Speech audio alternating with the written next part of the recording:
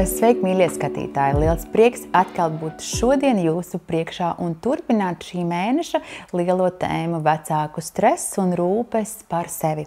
Es esmu Līva Spurava, geštaltterapeite, psiholoģijas centra augta radītāja un, protams, ka sieva un mamma diviem brīnišķīgiem bērniem.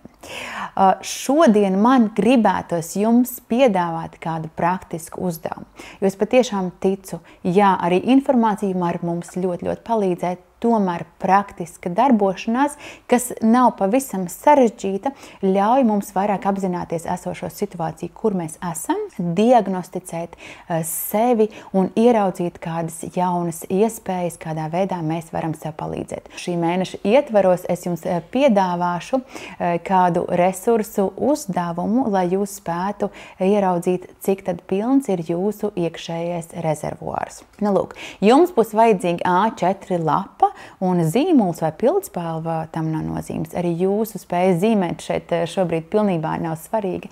Būs nepieciešams tātad lapas vidū uzzīmēt tādu kā rezervuāru baseinu. Tad resursu rezervuāru vai resursu baseinu taisnstūra formā. Bet pastāstīšu jums sākumā to, ka mums iekšēji, kā jau es šīs iepriekšējās lekcijas stāstīju, ir šis te resursu vai nu pārpilnība vai tieši otrādi tukšums. Jūs noteikti intuitīvi spēsiet arī noteikt, cik tad procentuāli pilns viņš ir. Ikdienā parasti ar dzīvi apmierinātam cilvēkam, tāds cilvēks, kurš teiktu, jā, es esmu laimīgs, kopumā es esmu laimīgs, kopumā es esmu apmierināts cilvēks, kopumā man izdodas dzīvi dzīvot, protams, ar saviem kāpumiem un krituviem, viņš parasti savu resursu daudzumu varētu novērtēt aptuveni uz 70%. Kādreiz 60%, kādreiz 80%, bet vidēji aptuveni 70%.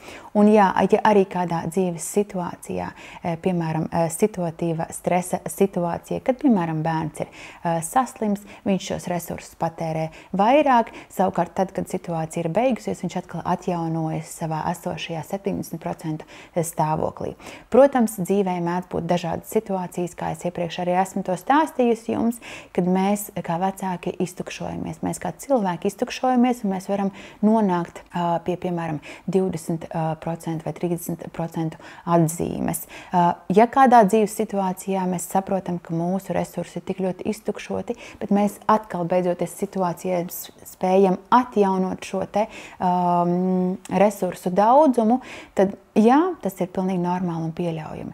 Savukārt, ja mēs pieķeram sevi pie šiem te 20–30%, kuri jau mūsos ir ilgstoši, tas vairāk nav ok. Te mēs varbūt varam sākt runāt jau par vecāku iztukšotību, par vecāku izdegšanu, un kā es teicu, šīs te pazīmes varētu būt intereses pilnīgas zudums, pārgurums, nespēja atpūsties, nespēja, piemēram, pēc kārtīgas nakts miega no rīta justies labi. Mēs pieceļamies jau ar sajūtu, kad esam visu nakti cīnījušies un pieceļamies noguruši. Tāpat tās mūs vairs neinteresē īsti nekas. Mums vairs nav spēka pat domāt, kas mums varētu patikt, jo šķiet, ka nekas nespēs iepriecināt. Tātad šāds stāvoklis ir diezgan bīstams, jo mēs nespējam vairāk pieņemt lēmumus, plānot un saprast, kas tad mums ir vajadzīgs un attiecīgi arī rīkoties. Šādās situācijās, kā es teicu, noteikti es ieteiktu meklēt speciālistu palīdzību, jo ar viņa palīdzību tad būs iespējams saprast, kas ir tas, kas tik ļoti ir palīdzējis šiem te resursiem aiztecēt un kāpēc ienākošie resursi nespēja vairāk vai nu ienākt vai arī kompensēt šo te aizplūdi. Mēdz būt arī situācijas dzīvē, kad mēs jūtamies uz visiem 90–100%. Tās tādas eiforijas pilnas situācijas, kad kā saka, dzīve sit augstu vilni, jūtamies super piepildīti, ir sasniegts kāds sasniegums, ir sasniegts kāds mērķis, kaut kas ir noticis, esat pārlaimīgi kādā dzīves situācijā, par bērnu, par sevi, partneru attiecībās. Tas var būt kāds ceļojums, kurā jūs aizdodaties un kur viss iet no rokas. Tātad kaut kādās dzīves situācijās mēs spējam izvest arī uz 90–100%. Bet tās parasti nav ilgstošas. Tās parasti atkal šī situācija, eiforiskā sajūta beidzas, un mēs nonākam šajā te 60–70% robežās, kas ir pilnīgi ok. Nu, lūk. Tātad, lai mēs diagnosticētu, lai jūs diagnosticētu, kādā stāvoklī te jūs šobrīd atrodaties, es ieteiktu jums paņemt šo te lapu, kā es teicu, uzzīmēt pa vidu taisnu stūri, kurš tad būtu šis te iekšējo resursu baseins. Varat aptuveni intuitīvi noteikt, cik procentuāli jūs šobrīd jūtaties, cik pilns ir jūsu resursu baseins. Vai tie ir 60% vai 70%, varbūt jūs atrodaties kādā brīnišķīgā šobrīd stāvoklī un jūtaties uz 80–90%, vai tie ir pretēji. Šobrīd jūtaties ļoti izsmelts, ļoti pārguris, apātisks, bez spēka, un iespējams, ja tas ir vairāk kā 2 nedēļas, tas varētu liecināt jau par diezgan nopietnu situāciju, kurai vajadzētu meklēt risinājumu pie kāda speciālista. Nu, lūk. Intuitīvi varat aizvērt acis, padomāt pirmais skaitlis, kas nāk jūsu prātā, jūtot, cik aptuveni tas jūsos ir, un to procentuāli jūs varat arī pierakstīt pa vidu šajā te zīmējumā. Tālāk, tas, ko es gribētu, lai jūs arī pierakstat, tātad katra baseina galā ir vieni, tātad vai tie ir kādi caurumi, vai tās ir kādas trubas, pa kurām aizplūst šie te mūsu resursi. Un arī atkal tīri intuitīvi ļaujaties rokai, neanalizējiet, nesākat ļoti nopietni domāt. Tas, kas jums ar roku zīmējas un kā jums šķiet, cik daudz trubas vai cik daudz caurumiņus jūs uzzīmējat, tos arī uzzīmējat. Un tajā pašā laikā arī pretējā pusē, pretējā baseina galā piezīmējat trubas vai kādus pievadus, pa kurām ieplūst šie te resursi un kas jūs tātad uzpilda. Un es gribētu arī, lai jūs uzrakstat tātad, kas ikdienā jūsu dzīvē notiek tāds, kas paņem jūsu resursus, tātad kādā dzīves situācijā jūs atrodaties. Vai jums ir šobrīd maziņš bērniņš, kas ir pilnībā atkarīgs no jums, vai arī jums šobrīd ir kāds 5-gadnieks vai 7-gadnieks mājās, kas jau mazāk prasa jūsu uzmanību. Vai jūs esat dzīvojat kopā ar partneri, vai tajā pašā laikā jūs esat vientuļais vecāks ar savu bērnu, kas arī rada papildus stresu. Vai tie iespējams ir kādi finansiālas dabas jautājumi, kas jūs uztrauc nemitīgi fonā, par sevi atgādina un kur arī aiziet jūsu resursi. Tas varbūt iespējams šobrīd ir kāda situācija, ka jūs kāds radinieks ir saslims un tas prasa jūsu domas un arī rūpes par viņu.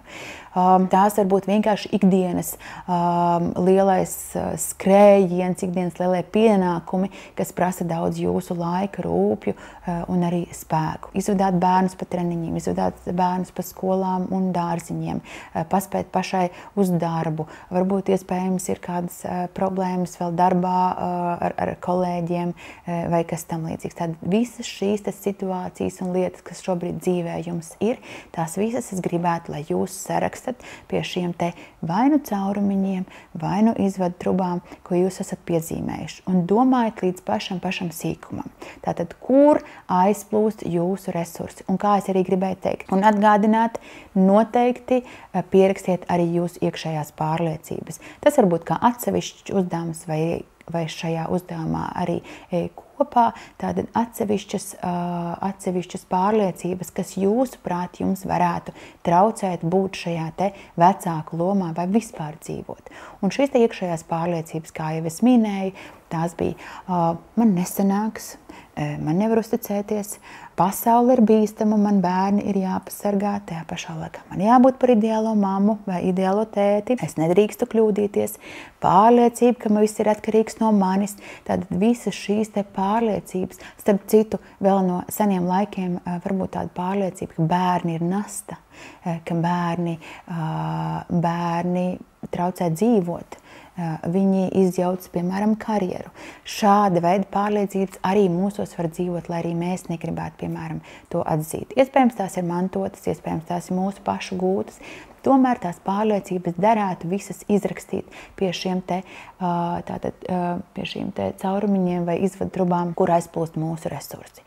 Un tad tieši pretējā pusē es gribētu, lai jūs pierakstat visu to, kas jums patīk, kas jūs uzlādē, kas jūs iepriecina, kas rada spēku, enerģiju, kas sākot jau no fizioloģiskām vajadzībām, tātad miegs, ēdiens, fiziskas aktivitātes, pastaigas svaigā gaisā, būšana dabā, būšana kopā ar saviem mīļiem cilvēkiem vai draugiem. Tātad pilnībā viss, hobijs, laiks vienatnē, tas viss, kas spēj atjaunot jūsu resursus. Un iespējams kādu konkrētu cilvēku, ar kuriem jūs satiekaties un kur jūs gūstat šo te spēku, iedvesmu. Tātad sīki, smalki, tas viss, kas jums ikdienā palīdz. Jā, un kā jau es minēju, arī bērni spēj sniegt mums šo te atgrieztisko saiti, spēj sniegt šīs te patīkamās sajūtas, kas ir viņu smaids, kas ir viņu apskāviens, kas ir viņu sasniegums, kas ir viņu izdošanās, viņu būšana, šī te smarža, kas ir bērniem, tas arī viss vecākiem sniedz šo te resursu turpināt būt par vecākiem. Nu, lūk, tātad, tad, kad jūs esat šo visu izdarījuši, jūs esat ieguvuši tādu diezgan labu, lielu skatu uz to, kur jūs šobrīd atrodaties. Noteikti ieteiktu šo visu izanalizēt vislabāk kopā ar partneri, ja jums katram ir savs resursu baseins, ko jūs varat paskatīties. Kādreiz cilvēkam no malas ir vieglāk ieraudzīt kaut kādas lietas, kuras vajadzētu izmainīt, kuras varbūt derētu, kur derētu kādas izmaiņas veikt, kādā veidā jūs varētu šos te resursu patērēšanas veidus nedaudz samazināt. Un tajā pašā laikā iespējams kādam ir grūtības tieši sarakstīt visu to, kas viņam palīdz, kas viņam patīk, tad tas otrs varētu būt kā tāds palīgs un atbalsts ceļā, lai varētu rast dažādākus veidus, kā tad sevi ikdienā uzlādēt. Nu, lūk, tātad šis lielais kopskats, šīs te zīmējums noteikti jums derēs kā tāda diagnostika, lai saprastu, kur jūs šobrīd atrodaties. Ja jums ir par daudz tērēt resursus un jūsu iekšējais procents ir mazāk par 60, noteikti ieteikt paskatīties, kur tad aiziet lieki jūsu enerģija. Ja jūs jūtaties uz 70%, brīnišķīgi, jūs tā arī turpinat, tad nozīmē, ka jūs esat pietiekami lielā resursu stāvoklī. Ja jūs šobrīd jūtaties vairāk nekā 70% pilni, brīnišķīgi piedzīvojat kādu skaistu dzīves situāciju, ar laiku atkal nostabilizēsties atpakaļ uz 70%. Nu, lūk, tas šodien ir no manis viss.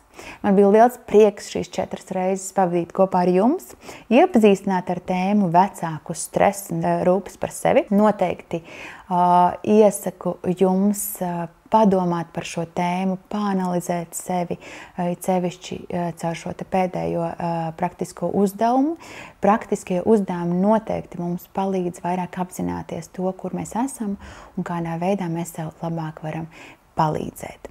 Nu, lūk, neesiet vieni, meklējiet vienmēr atbalstu, jo jums vieniem nav jātiek galā. Rūpējieties par saviem resursiem, jo tikai tādā veidā jūs varat kļūt par labākiem vecākiem saviem bērniem. Tā.